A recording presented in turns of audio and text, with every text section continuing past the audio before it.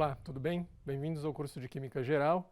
Hoje, na aula 10, a gente vai continuar ainda estudando as decorrências do modelo atômico em função do último modelo que a gente viu, que é o proposto pelo Schrödinger, que é o modelo de orbital, né? Que é o modelo que vai dizer que tem um núcleo fixo lá de partículas positivas e massa, e os elétrons ocupam um espaço ao redor, que agora a gente vai chamar de nuvem eletrônica, porque é uma região do espaço onde tem maior probabilidade de encontrar esse elétron. Lembrando que é uma nuvem difusa, né? Mas a gente vai dar uma olhadinha então nesse estudo da estrutura eletrônica, baseado agora no modelo matemático que foi feito pelo Schrödinger na sua equação. Então aqui tem, né, um exemplo. Lembra que da equação do Schrödinger era H psi dando E psi? Psi era a função de onda que descrevia o seu sistema, o H é um operador matemático, assim como se aplica a raiz quadrada, né? Então, um operador ele pode tomar diferentes formas. Um operador para calcular energia, um operador para calcular cargas elétricas, um operador para calcular momento angular, dipolo elétrico e tudo mais. Então, cada operador, que a gente ali no caso do operador de energia é um H, que a gente chama de hamiltoniano, é só para simplificar coisas deste tamanho, né? Fica mais fácil de visualizar. E na função de onda, ela leva em consideração a questão das proposições feitas pelo Planck, pelo Einstein, de energia quantizada, né? Das absorções e emissões de energia em níveis específicos, como a gente pode ver aqui nesse diagrama, um exemplo, né, para os níveis, cálculo dos níveis de energia para o hidrogênio, que o número atômico dele é 1. Então vamos lá. Calculando, fazendo a representação lá naquela fórmula, a gente não precisa nesse momento entender isso, porque são equações diferenciais muito complexas e dá para ter uma ideia quando a gente está pensando numa função de onda que vai descrever o hidrogênio que tem um elétron. Imagine agora uma molécula, uma estrutura polieletrônica, a complexidade dessa equação. Né? Então a gente vai usar cálculos numéricos para poder resolver isso, o computador está aí para nos ajudar, não precisa bater cabeça, né? Queimar seus neurônios com isso, guarde para entender os conceitos que estão por trás. Então, fazendo esse cálculo, a gente vai obter um valor de energia, né? E sai aqui, para o nível 1, esse é o valor obtido. Se o nível fosse 2, qual é o valor de energia obtido? Então, o N, quando a gente considera que o número quântico principal, daqueles números que vocês aprendem lá no ensino médio, né? Número quântico principal, secundário, terciário, momento magnético, tal, e spin, não são números aleatórios. Todos aqueles números, eles são resoluções, são soluções da equação de Schrödinger quando ela é resolvida. Então, aqueles números não são índices que alguém inventou, que relaciona com aquelas fórmulas. E as próprias formas no espaço que os orbitais ocupam, quando a gente visualiza aquelas figuras, são os gráficos daquelas funções que descreve aquele sistema. Então vamos chamar a atenção, gostaria de chamar a atenção de vocês aqui para um aspecto. Para o caso do hidrogênio, quando você substitui lá e os números, eles só podem assumir valores inteiros, porque agora a gente não pode esquecer que a energia é quantizada, então tem determinadas quantidades de energia, os quantas lá proposto inicialmente pelo Planck, a gente obtém esse valor aqui. Esse valor é o menor valor de energia do orbital para o elétron do hidrogênio que ele pode ocupar. Então, o orbital de menor energia, no nível de menor energia, a gente vai chamar de estado fundamental. Quando eu aplico energia, ele vai para um estado superior de energia maior e aí ele vai para um estado excitado. Quando ele relaxa, ele volta sempre em busca do estado de menor energia, que é o estado fundamental.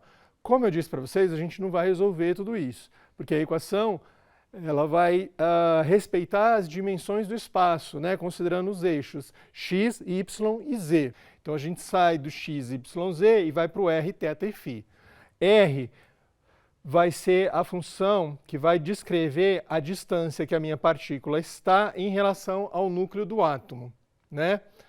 A outra componente, o ângulo θ, é o ângulo entre a posição que essa componente está em relação à parte positiva do eixo z.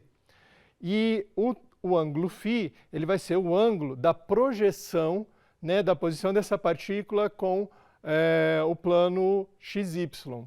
E aí, com isso, a gente tem algumas informações para tentar descrever esse sistema, já que a gente está pensando agora em região do espaço, né? E não mais em trajetória específica. Então, o meu psi, a minha função, aqui considerando os números quânticos, o NL e ML, depois a gente vai ver de onde ele sai, eu tenho agora uma parte que eu vou decompor, então, a minha função, que ela é produto de funções. Eu vou decompor entre uma função que eu vou chamar de parte radial, a função radial, e a outra parte onde eu vou deixar, está pensando em distância, e a outra parte da função eu vou compor agora a função angular, que vai descrever e está relacionada com os ângulos que fazem parte para descrever esse meu sistema.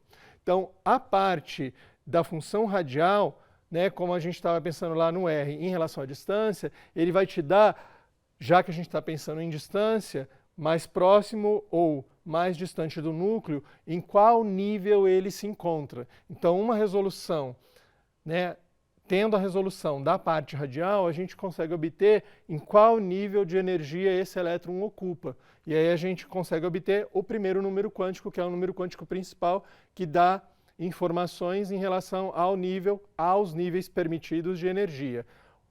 Lembrando que ele parte de números inteiros, então 1, 2, 3, 4 e assim sucessivamente. A segunda parte, a função angular, ela vai te dar um outro tipo de informação. Ela vai ajudar a gente a descrever esse sistema, aquela região do espaço.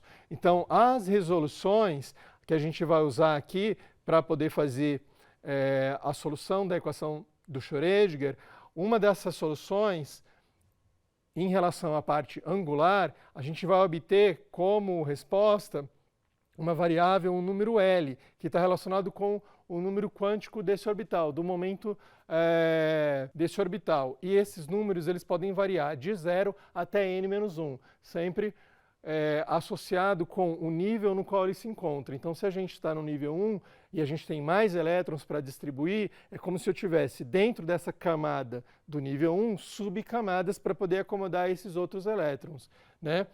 Continuando a resolução da função de onda, da equação do Schrödinger, ainda na parte angular, eu vou ter uma outra resolução que eu vou conseguir obter um outro número quântico, que é o número quântico magnético, que vai me dar informações agora da orientação. Então, no número quântico secundário, eu tenho informações da simetria, de como essa região no espaço se encontra.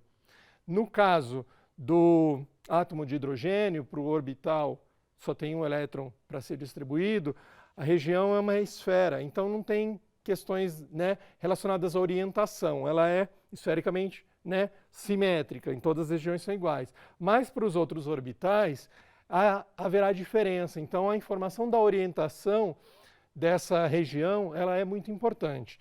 Vamos dar uma olhadinha aqui nessa tela.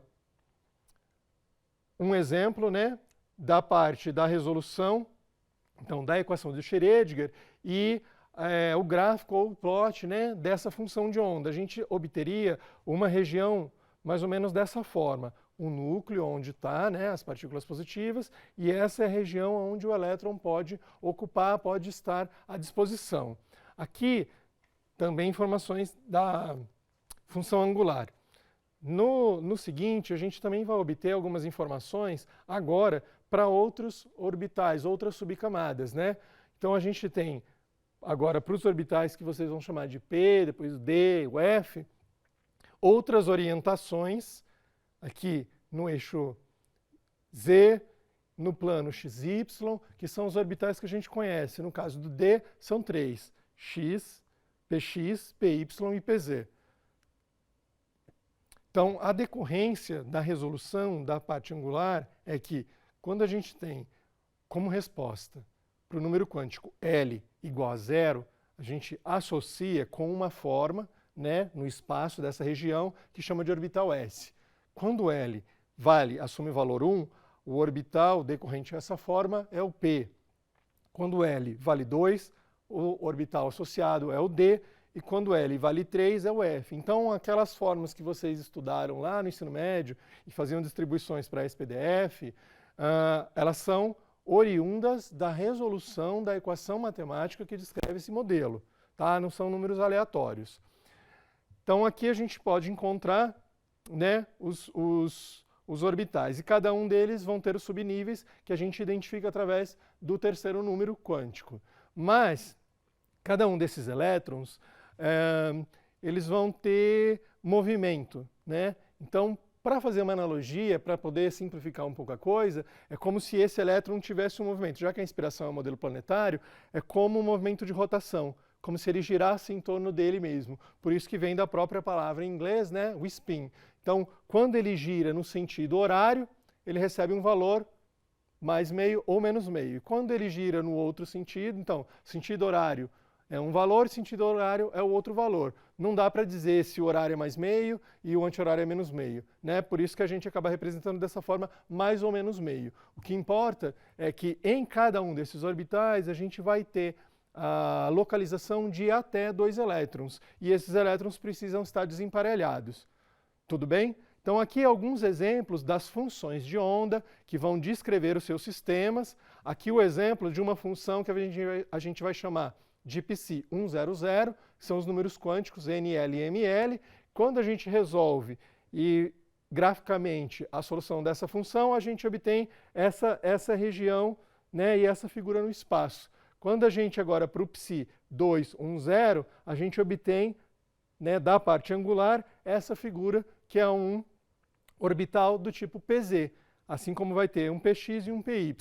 Então, para cada uma dessas funções, as soluções dela, como a gente pode ver aqui, né, acompanhadas, que também esses orbitais ocupam diferentes níveis, eles vão se repetindo. Então, só para tentar resumir um pouquinho essa relação dos números quânticos, a gente vai ter 4 números. Principal, símbolo dele N, e os valores que ele assume inteiros em relação aos quantas de energia, aos níveis possíveis de ocupar. Te dá informação da camada, do nível onde se encontra, né? E indica a questão do tamanho. Quanto mais distante, maior o nível, maior o tamanho desse orbital. O momento orbital angular, com símbolo L, vai variar de número de 0 até n-1, que são as subcamadas, né? Então, para cada uma delas, a gente tem esses valores. Em geral, nos livros, até hoje, a gente encontra 4 dele, o S, P, D e o F. Mas não quer dizer que não exista orbitais G e H, é que não tem elétron suficiente para poder preencher esses níveis.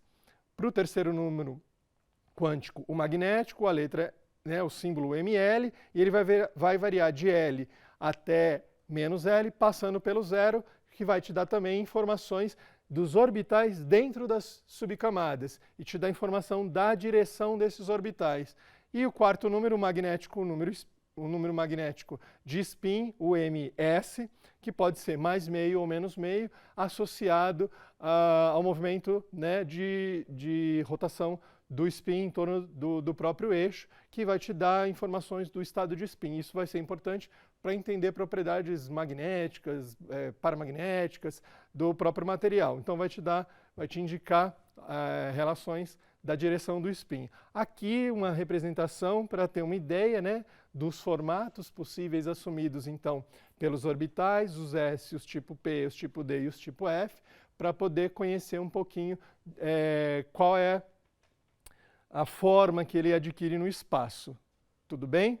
Então, de acordo então, com alguns princípios, né, da construção lá do princípio Aufbau do alemão, a gente vai levar em consideração o princípio da exclusão de Pauli, que vai dizer que cada estado, né, só pode ser ocupado por no máximo um elétron, para que ele tenha uma energia mínima.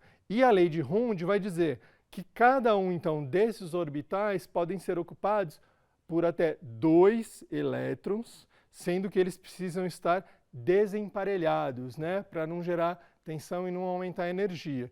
Então aqui, de acordo com o exemplo do princípio da exclusão do Pauli, a gente tem uma ordem de energia crescente dos orbitais, e quando a gente começa a fazer a distribuição desses elétrons dentro dos orbitais, a gente começa a preencher primeiro um, já que cada um ocupa um, quando ele recebe o segundo, precisa estar desemparelhado de acordo com a própria regra do Runge. Então, quando dentro desse subnível eu tenho algumas possibilidades, por exemplo, no orbital P eu tenho 3 orbitais, eu preciso primeiro colocar um em cada, para depois chegar e emparelhar e colocar o segundo.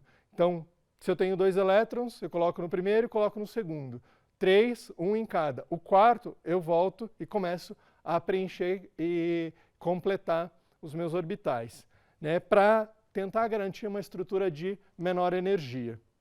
Aqui a gente pode dar uma olhada de como fica, né, a configuração eletrônica. Configuração eletrônica é uma lista, né, que vai mostrar como esses elétrons estão distribuídos nos orbitais. Aqui alguns exemplos para o sódio, para o magnésio e para o alumínio, com seus números 11 elétrons para serem distribuídos, magnésio 12 e o alumínio 13. A gente vai seguir uma proposição feita pelo Linus Pauling da ordem crescente de energia. A gente vai poder notar que para níveis de energia superiores, esses subníveis dos orbitais começam a se misturar.